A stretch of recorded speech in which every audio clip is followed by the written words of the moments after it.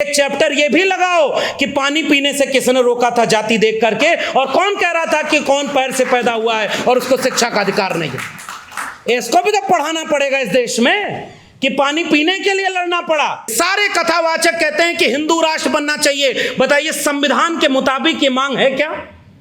क्या संविधान के रहते हिंदू राष्ट्र बन सकता है? और हिंदू राष्ट्र मांग है किसकी? नागरिकता साबित करना और नागरिकता देना जिस चुनाव आयोग का काम ही नहीं है, वो नागरिकता आपकी तय कर रहा है। हरियाणा का चुनाव, उसके बाद महाराष्ट्र का चुनाव और फिर दिल्ली का, इन 3 चुनावों को जिस तरह से उस व्यक्ति ने जीता, अपने लोगों से जितवाया, यह हमारे लिए खतरे की घंटी से कम नहीं था। सब जानते थे कि जिस हरियाणा में उनके प्रत्याशियों को गांव में घुसने नहीं दिया जा रहा था, वहां जो उनकी सरकार है। दुनिया में ऐसा देश शायद कोई दूसरा नहीं होगा जिसमें उस देश के संविधान के विरोधी लोग भी डंके की चोट पर यह बोलते हों कि हम इस देश के संविधान में पूरा यकीन नहीं रखते, हम इस देश के संविधान को बदलना चाहते हैं। जितने भी नागरिक इस देश में जिंदा हैं, उन सबको विपक्ष की भूमिका निभानी चाहिए।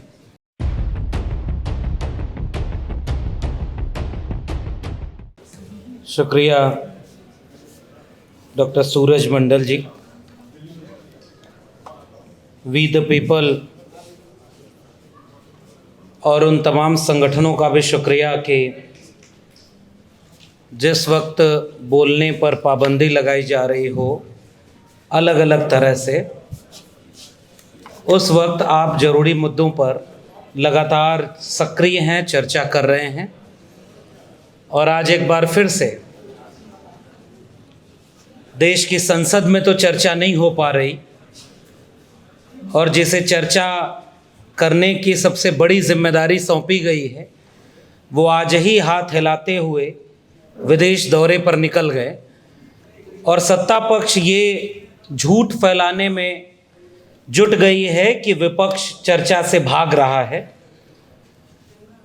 आज ज़रूरत इस बात की है कि जितने भी नागरिक इस देश में जिंदा हैं, उन सबको विपक्ष की भूमिका निभानी चाहिए। इस नाते भी हम ये बात कहेंगे कि नागरिक को विपक्ष बनने की ज़रूरत है, क्योंकि आज ये मुल्क जिस हालात में खड़ा है, अगर हम इसे उसी दिशा में जाने से रोक नहीं पाए तो इसकी बर्बादी में हम सब शामिल माने जाएंगे। और इसकी सबसे बड़ी मिसाल ये है कि वी द पीपल और ये तमाम जो वैचारिक विषय रखे गए हैं, इनका मूल है भारत का संविधान। इस देश में आज भी, दुनिया में ऐसा देश शायद कोई दूसरा नहीं होगा जिसमें उस देश के संविधान के विरोधी लोग भी डंके की चोट पर ये बोलते हों कि हम इस देश के संविधान में पूरा यकीन नहीं रखते, हम इस देश के संविधान को बदलना चाहते हैं। और शायद ऐसा उदाहरण देश में और दूसरा कहीं है ही नहीं कि लोकसभा का चुनाव भी कोई दल ये कहते हुए लड़ ले और उन्हीं के लोग ये कहते हों खुलेआम कि अब की बार 400 पार, क्योंकि संविधान बदलना है। दुनिया में दूसरा उदाहरण आपको ऐसा कोई नहीं मिलेगा।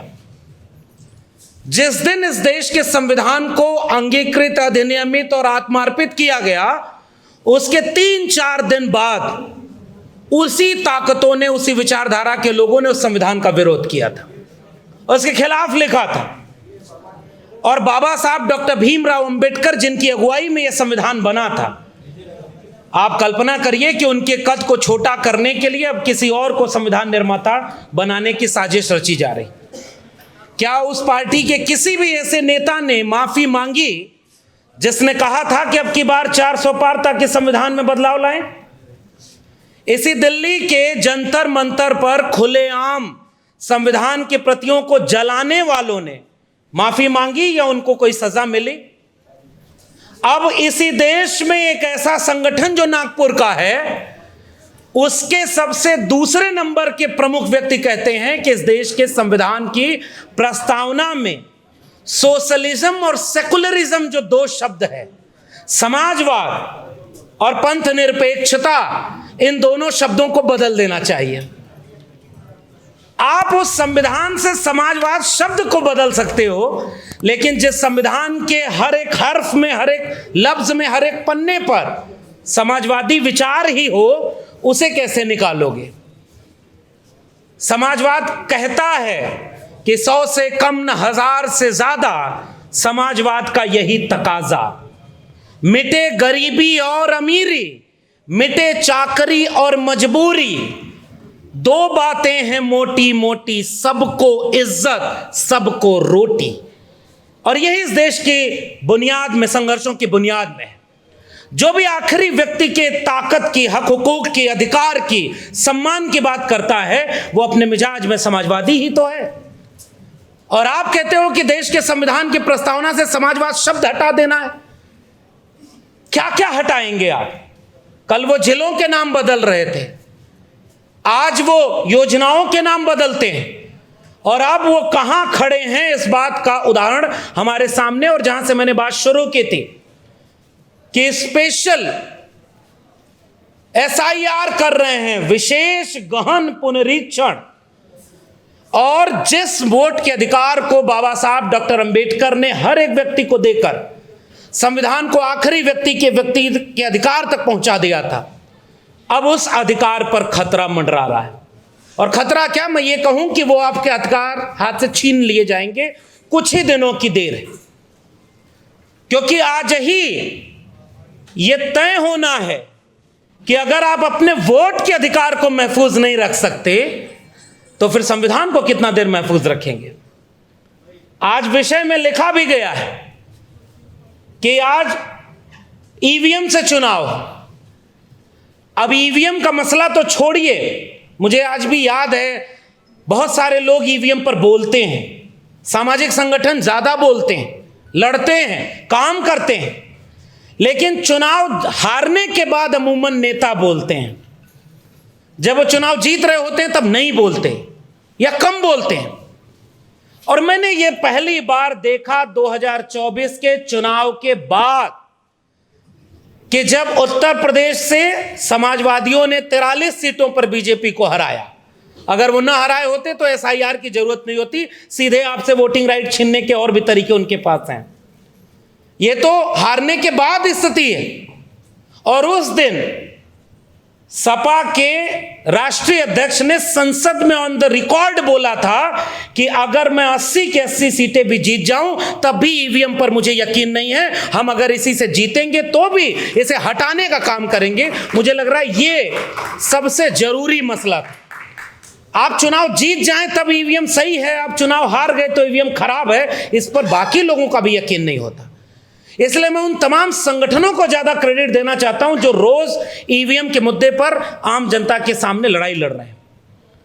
लेकिन ईवीएम से वोट डालने के बाद भी जहां जनता जागरूक है, जहां जनता मन बनाई हुई है कि संविधान को बदलने नहीं देंगे, वहां वो ईवीएम से भी छेड़खानी करने से पहले 4 बार सोचते हैं।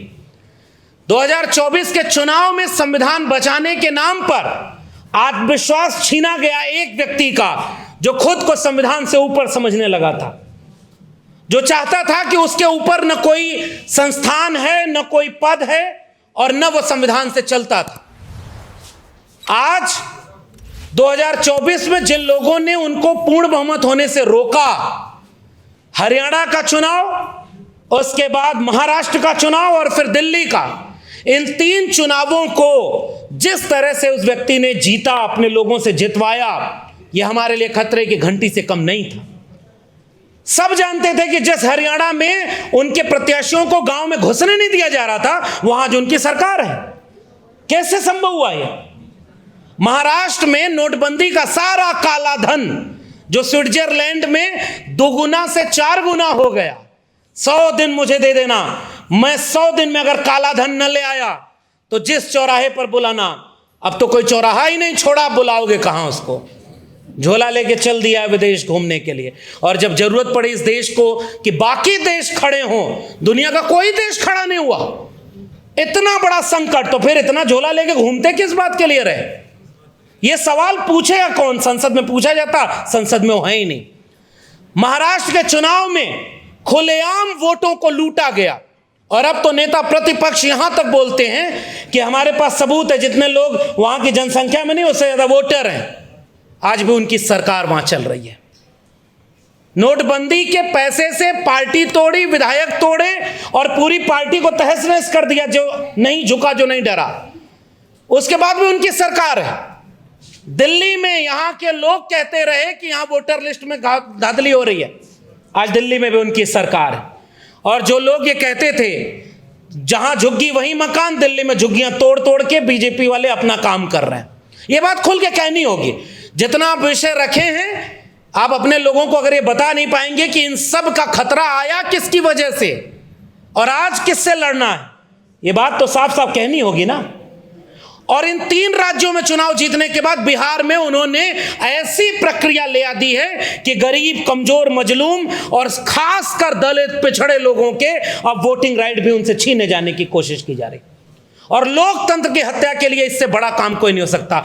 जिन वोटों से 20 साल मुख्यमंत्री कोई रहा हो बिहार में, जिन वोटों से अभी तीसरी बार कोई प्रधानमंत्री बन गया, अब वही वोट फर्जी हो गए। उन्हीं वोटों को अब विदेशी बताया जा रहा है। तो पहले इस्तीफा तो अपना देना चाहिए कि मुख्यमंत्री और प्रधानमंत्री बिहार की 31 सीटें जीते हुए हैं, वो सारी सीटों को हटा दो, क्योंकि वहां तो फर्जी लोगों ने वोट डाला है। अब आप सोचिए 2025 में देश खड़ा कहां है। आप उनके झूठ पर भी पब्लिक में कोई डिबेट हो तो बता दीजिए, इंटेलेक्चुअल्स में कोई डिबेट हो तो बता दीजिए। जो बोल रहा है वो कितने थोड़े से लोग बचे हैं, वो इस तरह के गैदरिंग में अपने ही लोगों को समझाते हैं। कुछ हमारे यूट्यूबर्स साथी हैं, क्योंकि वहां टेलीविजन पर तो बैठा के दिखाया जा रहा है, वहां कोई मुद्दा नहीं है। वहां मुद्दा यह है कि कोई फर्जी कथावाचक कैसे, पाखंडी कथावाचक भी कैसे विद्वान और धार्मिक व्यक्ति बन जाएगा। फूल बरसाने वाले मुख्यमंत्री पर डिबेट होगी। उनकी डिबेट में यह दम नहीं है कि वो ये बात सवाल के साथ करें कि चंद महीने बाद जहां राज्य में चुनाव है, वहां आप कैसे इस तरह की प्रक्रिया कर रहे हो कि लाखों लाख लोग वोट से बाहर जा रहे हैं। और उन तमाम तरह की साजिशों में केवल विपक्ष बोल रहा है। बिहार में आज क्या हुआ विधानसभा में, अगर आपको न पता हो तो जाकर देखिएगा।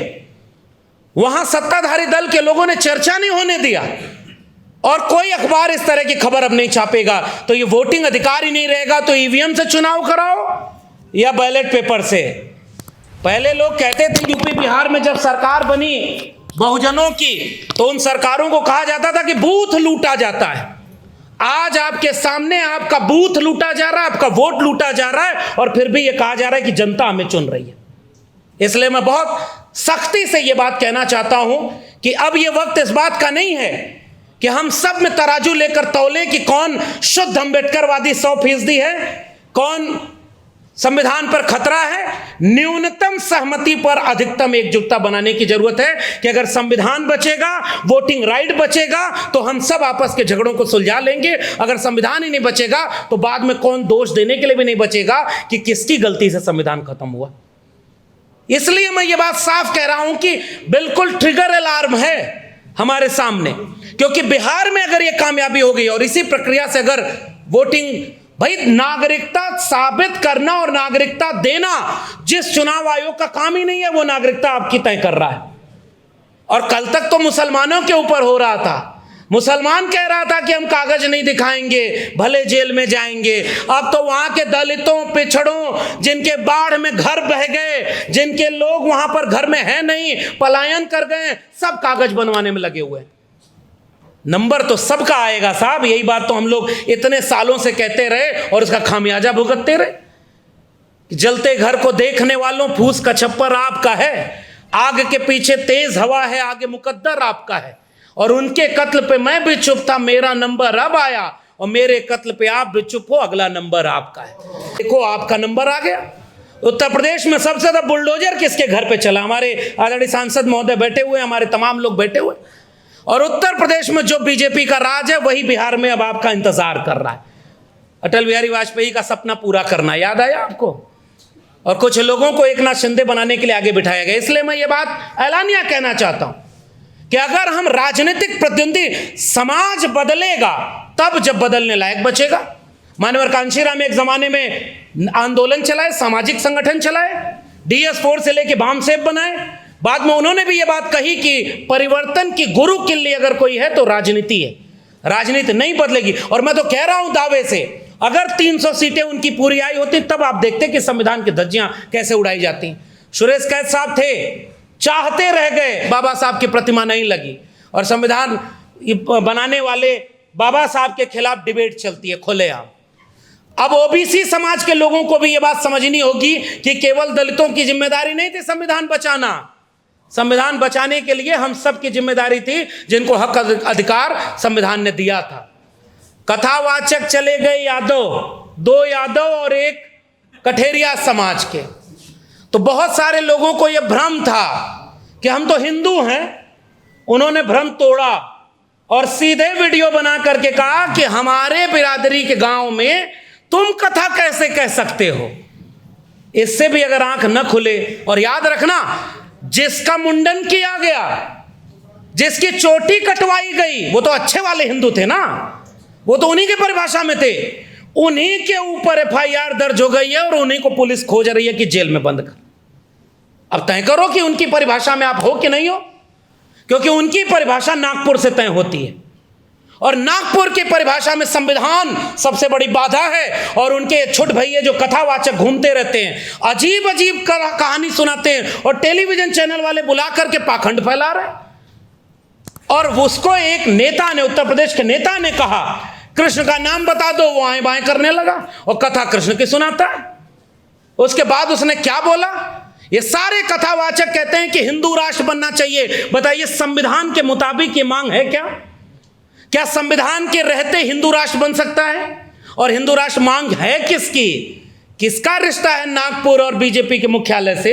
इसका मतलब तुम धर्म का काम नहीं कर रहे, तुम पॉलिटिकल पार्टी के एजेंट हो, तुम धर्म के लिबास में उनके लिए राजनीतिक एजेंडा चला रहे हो और उनके लिए वोट मांगने का जुगाड़ कर रहे हो।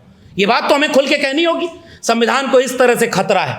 और आखिर में जो हमारे सामने सबसे मुश्किल चुनौती, मैं तो विश्वविद्यालय में नहीं हूं और आज उस विश्वविद्यालय में नहीं हूं, इस बात का सुकून है कि इतने पढ़े लिखे होने के बाद एक प्रिंसिपल दिल्ली यूनिवर्सिटी की कहती है कि इस जगह अगर एसी काम नहीं करिए तो गोबर लीप दो, ये ठंडा रहेगा कमरा।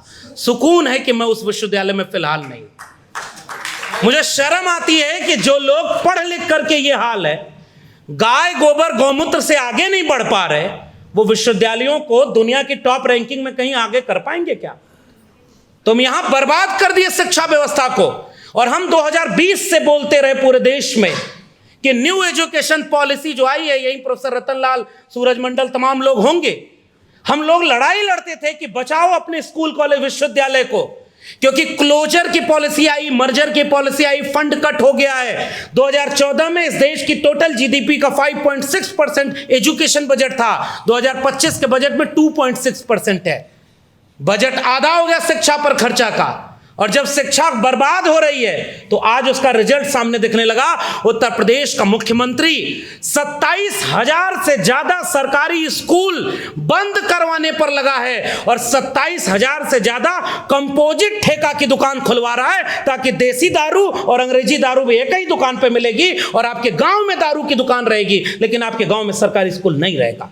रोते हुए बच्चों की वीडियो वायरल हो रही, स्कूलों पर ताला लग गया, हजारों बच्चों का स्कूल छूट गया। मैं कहता हूं कि जाति जनगणना क्यों जरूरी है?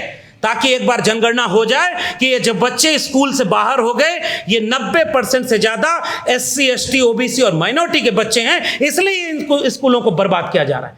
ताकि शिक्षा अगर बर्बाद हो जाएगी, दिल्ली विश्वविद्यालय पर करोड़ों रुपया लोन है हेफा का, higher education financial academy. UGC अब लोन नहीं दे रही है, यूजीसी अब फंड नहीं दे रही है, अब आपको लोन दिया जाएगा। जेएनयू बर्बाद, डीयू बर्बाद, अशोका यूनिवर्सिटी चलेगी, गलगोटिया चलेगी, लवली प्रोफेशनल यूनिवर्सिटी चलेगी और आपके बच्चों को कहा जाएगा कि जिस रास्ते कांवड़ यात्रा जाएगी उस यात्रा कोड लगाना चाहिए, QR कोड लगा होना चाहिए, ताकि पहचान हो कि हमारा धर्म भ्रष्ट ना हो जाए। उनका एक भी बेटा बेटी न इन स्कूलों में पढ़ता है और न वो यात्रा में जाता है, उन सब का बेटा बेटी विदेश की यूनिवर्सिटी में पढ़ाई करता है। और अगर गृह मंत्री है तो उसका बेटा बिना बैट बल्ला पकड़े भी BCCI का चेयरमैन रहेगा, करोड़ों रुपए कमाएगा और एक बार भी कांवड़ लेके नहीं जाता और वो फूल बरसाता है कि आपके बच्चे वहां जाएं। इसलिए हम ये बात कहना चाहते हैं, इसलिए हम ये बात कहना चाहते हैं कि शिक्षा बचाना, संविधान बचाना, अगर ये दो चीज बच गई तो बाकी बहुत कुछ बचाने के लायक बच जाएंगे। और इसलिए ये जो पोस्टर लगाया आपने, मैं तो हिम्मत की दाद देता हूं। आप दिल्ली में हैं तो यूपी के मुख्यमंत्री की फोटो लगा करके पोस्टर लगा दिए, यूपी में लगा कर दिखाइए, अगले दिन बुलडोजर यहां खड़ा न दिख जाए तो कहिएगा। उत्तर प्रदेश में सबसे ज्यादा जेलों में बंद दलित, पिछड़े, आदिवासी लोग हैं। आदिवासी तो वहां कम है, फिर भी आप जाकर देखिए उत्तर प्रदेश में आप एक आंदोलन नहीं कर सकते, आपके ऊपर इतने मुकदमे हो जाएंगे कि आप जेल में जाने के लिए बचते फिरेंगे। फेक इनकाउंटर होगा, जितना बर्बाद आपको राज हो सकता है उसका नमूना वहां उत्तर प्रदेश में है। और गुजरात के रास्ते जो दिल्ली पहुंचा था, अब उत्तर प्रदेश के रास्ते भी एक व्यक्ति दिल्ली पहुंचने की कोशिश कर रहा है। और इसलिए हमारी लड़ाई इस बात की नहीं है कि हमारा संगठन बच जाए या हमारी नौकरी बच जाए। हम तो इसलिए आपके बीच में आकर के असल में हम क्या कर रहे हैं, हम कन्विंस को ही कन्विंस कर रहे हैं। लेकिन एक गुजारिश करना चाहते हैं कि अगर इस लड़ाई में हम जीत नहीं पाए, अब जाति जनगणना का ऐलान कर दिया और हर व्यक्ति ने हिंदू राष्ट्र बनाने की बात करते हो, बताओ वहां पे जो नोटिस लगी है उसमें जितने लोगों को तुमने जज और उसमें नॉमिनेट किया उत्तर प्रदेश सरकार में, उसमें एक भी व्यक्ति दलित, पिछड़ा, आदिवासी नहीं है। 90% आबादी के लोग वहां प्रोफेसर, वाइस चांसलर नहीं है। उत्तर प्रदेश सरकार का वेबसाइट आज भी गूगल करिएगा जाके, जितने स्टेट यूनिवर्सिटी हैं उत्तर प्रदेश में सबका वाइस चांसलर चेक करिए कौन है। उत्तर प्रदेश में पिछली सरकार थी तो उसको बदनाम कर दिया कि 86 में 46 एसडीएम यादव बन गए, आज तक उसका आंकड़ा नहीं है। जैसे किसी भी सिलेबस कितना भी चेंज किया जाए, याद रखना एनसीईआरटी के सिलेबस से मुगलों को हटाया जाएगा, अकबर बुरा था कि औरंगजेब बुरा था, इस पर डिबेट कराई जाएगी। हम भी चाहते हैं कि एक चैप्टर ये भी लगाओ कि पानी पीने से किसने रोका था जाति देख करके, और कौन कह रहा था कि कौन पैर से पैदा हुआ है और उसको शिक्षा का अधिकार नहीं है। इसको भी तो पढ़ाना पड़ेगा इस देश में कि पानी पीने के लिए लड़ना पड़ा। और यह बात कहना पड़ेगा कि आज भी जाति जनगणना का विरोध कौन कर रहा है, जो हिंदू राष्ट्र का समर्थन करता है। जो हिंदू राष्ट्र का समर्थन करता है उसके महबूब नेता कौन हैं? 56 इंच वाले। तो ये क्रोनोलॉजी क्या कहलाती है? ये सारे पॉलिटिकल एनिमी आपके सामने खड़े हैं और वो पॉलिटिकली आपको चैलेंज कर रहे हैं। और हमारी पॉलिटिक्स कहाँ है? हमारी पॉलिटिक्स यहाँ है कि हमारी कुर्सी बची रहे या हमारा तमाम चीजें। मैं आज भी कह रहा हूं, सबसे बड़ी लड़ाई इस बात की है, हाकिमे वक्त क्यों किसी बात पर अब ठौर करे, उसकी मर्जी है जिसे चाहे उसे गौर करे। सोचते सब हैं कि जरूरी है बगावत, लेकिन चाहते ये हैं कि आगाज कोई और करे। इसलिए मैं जाते जाते, क्योंकि और भी वक्ता बोलने वाले हैं, मैं आखिर में यही कहना चाहूंगा, ये स्कूल बंद होने से अगर हम नहीं रोक पाए, ये वोटिंग राइट छीनने से अगर हम नहीं रोक पाए, और संविधान बदलकर मनुस्मृति लागू करने वालों को अगर हम सत्ता की कुर्सी में आने से रोक नहीं पाए, तो इस संविधान की बर्बादी में हम सब गुनहगार माने जाएंगे। और कभी कोई फूले अंबेडकर पैदा हो गया, कोई लोहिया, कोई बीपी मंडल, कोई मंडल कमीशन की लड़ाई लड़ने वाला, कोई कमंडल के खिलाफ मंडल रथ लेकर निकलने वाला, इस देश में जाने कितने लोग आ गए। दोबारा ऐसा होने की गुंजाइश कितनी बचेगी? याद रखिएगा, वरना सिलेबस चेंज होगा। नाली के गैस से चाय बनती थी, ये हमारे बच्चे पढ़ेंगे। और दुनिया chat GTP, deep seek, robotics में जा रही है। टेस्ला बिना ड्राइवर के गाड़ी चला रहा है और हमारे यहाँ टेलीविजन पर बैठकर एक आदमी मंत्र से नारियल उड़ा रहा है। इसी फर्क को हमें तय करना है। मैं इस बर्बादी में इस मुल्क के सामने एक चुनौती बनकर के आखिरी वक्त तक फूले अंबेडकर, पेरियार और लोहिया के विरासत को, सामाजिक न्याय की विरासत को अपने विचारधारा के साथ आखिरी वक्त तक लड़ने के लिए तैयार हूं। और मैं उम्मीद करता हूं कि जहां तक हमारी आवाज जाए, इस बात का इंतजार किए बिना कि अभी तो बिहार में एसआईआर हो रहा है, यूपी पर फर्क नहीं पड़ेगा, लेकिन अगर आप पहले नहीं बोले, गांव में आग लगती थी गर्मी के महीनों में, तो उस वक्त जब गेहूं के खेत पके रहते थे तो हवा चलने पर एक साथ जलने लगते थे। इस बात का इंतजार अगर गांव वाले करें कि मेड़ पहचान करके आग बुझ जाएगी, तो कोई नहीं बचता। पूरा गांव जब खड़ा होकर के उस आग को बुझाता है, इस बात का इंतजार किए बिना कि हमारे खेत तक वो आग पहुंचेगी कि नहीं, तब तक वो आग बुझ जाएगी। इसीलिए अगर बुझाने में शामिल होना है तो इतना इंतजार नहीं करना है कि मैं नौकरी से कब निकाला जाऊं, मेरे ऊपर कब मुकदमा हो, मेरे ऊपर कब ईडी और सीबीआई का छापा हो, या मुझे कब जेल में डाला जाए, इसका इंतजार किए बिना आपके बगल में कोई लड़ रहा था। और आखिरी में एक निवेदन और कर दूं, एक बहुत प्रसिद्ध दुनिया की कहावत है, अलग अलग भाषाओं में, लड़ सको तो लड़ो, लाख विपरीत परिस्थिति आए तब भी, और नहीं लड़ पा रहे हो तो पहचानो कि आपके आसपास सच्ची लड़ाई कौन लड़ रहा है, उसका साथ दो। उसका साथ भी ना दे पाओ तो जाकर कई लोगों को तैयार करो कि लड़ने वाले का साथ दें। अगर ये भी ना कर पाओ तो चौराहे पर बैठकर उसके लिए आर्थिक संसाधनों की मदद कर दो ताकि लड़ने वाला कमजोर ना पड़े। ये भी ना कर पाओ तो जहां बैठो लड़ने वालों की तारीफ करो। आखिरी में कुछ ना हो पाए तो जो लड़ रहा है उसका विरोध मत करना, सबसे बड़ा समर्थन यही हो जाएगा।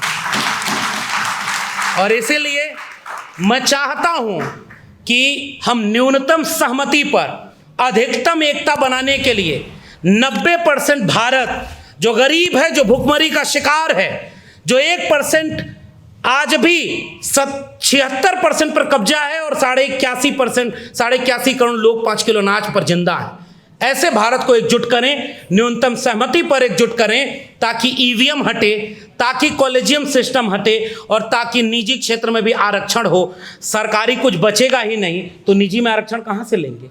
इसलिए लंबी लड़ाई है। हम उम्मीद करते हैं कि इस लड़ाई को हम लड़ेंगे और जीतेंगे ताकि लड़ने वालों में हमारा नाम रहे, और कुछ पैसा लेकर, पद लेकर उधर चले जा कर के कुछ बड़े बड़े लोग हमारे विद्वान उधर चले गए तो उनमें कम से कम मेरा नाम शामिल नहीं है। इस बात का शुक्रिया अदा करता हूं और तमाम लोगों को बहुत बहुत धन्यवाद।